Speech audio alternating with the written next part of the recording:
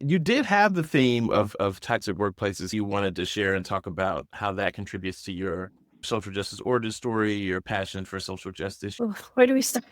I think one of the first experiences I had that was so transformative, and I still think about it. This was earlier on in my career, but I was working in what is now like a pretty renowned social justice organization. Back then, it was still pretty new and doing amazing, groundbreaking work, doing incredible work in the ecosystem, in the world, if you will, and had a horrible, toxic work culture. So many of us have been in that place, but really got me thinking about like, well, why? Like we have all these values that we're talking about. We're doing this great programming in this country in the US, but like why are the employees treated so badly? Living in this area, going to school with so many people in the nonprofit, particularly other sectors, government, who have that drive to do good in the world, whatever that means to them.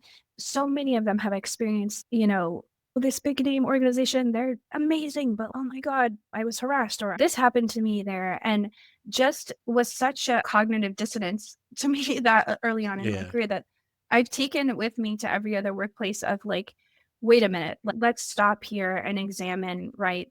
What do our values and our work really mean if we can't treat each other properly? Accountability to partners, accountability to community, et cetera. But what about the accountability to ourselves and our colleagues, right? I mean, those are our community too in a different way.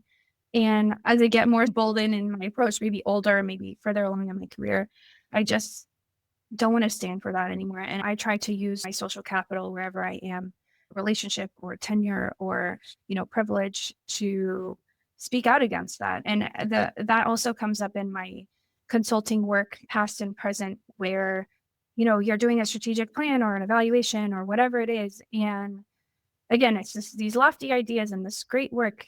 And then you're finding out from folks in the organization or your own colleagues that there's this Mhm. big elephant in the room or a small elephant. You can't have the basis for liberation built on oppression. Like you can't. You have to fix your own house, right?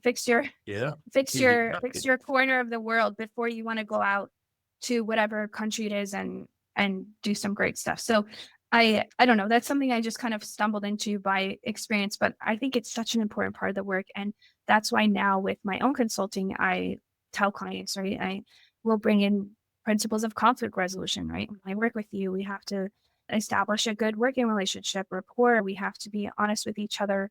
We don't have to be friends or, text each other, whatever, but like we need to know that there's certain things we're going to stand for and not stand for. And we're going to hold each other accountable and be honest about when those things don't happen.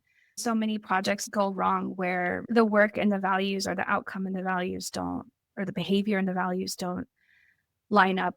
And these toxic organizations that we've all been in are just a microcosm of what else is happening in the world. And I think we're seeing the fallout of it too. There was a lot of post 2016, post Me Too, right? A lot of organizations had just so much turmoil, particularly in the nonprofit sector. And it weakens movements, right? It weakens our ability to show up for each other, to have that solidarity with people who are different from us when we're fighting these little wars on our own. So, yeah, I'm sure everyone who listens has their own experience in one way or another of a toxic workplace.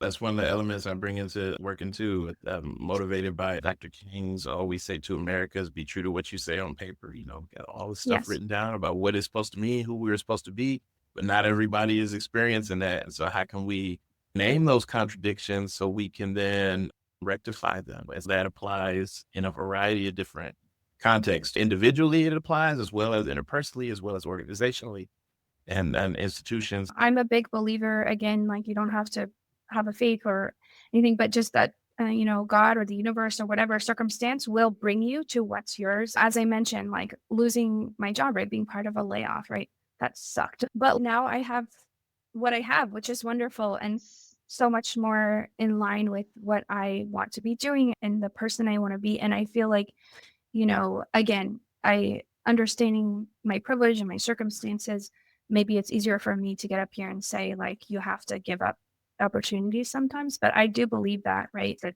job market, the layoffs, all of that So I'm not discounting that at all. But, just from a consulting perspective, right? Sometimes there will be a horribly toxic client and you're thinking about your bottom line. And that's so important. And also, I believe that you can't subject yourself to that. And that sometimes you have to give up on stuff that is not serving you or is damaging to your health or your family relationships or whatever it is. I think we have to just be honest about the type of person we want to be, the life we want to lead, and that the money will come, the success will come, the prestige will come, all of that. So that's my personal take. Again, I'm very sensitive to what's going on right now. And so I don't want to be glib about it. But I really admire people who have passed up opportunities or said to a client, like, yeah, we're not going to stand for that, or we're not going to work with you because you can't treat us like that, or we saw how you spoke to this person. We're not going to stand for it. Leadership matters. And I've talked with folks who've shared their stories with me as a part of this project.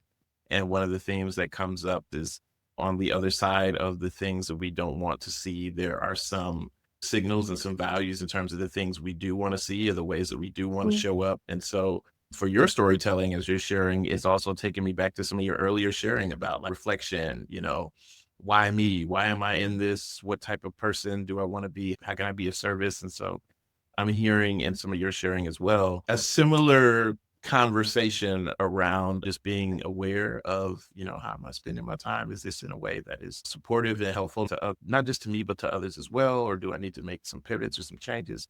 And so appreciating your sharing that while also acknowledging the realities, the ways that we're situated differently, our relationship with power and privilege, and our experiences with oppression too. But the thing that is blaring in my mind right now, the word or the message is leadership matters.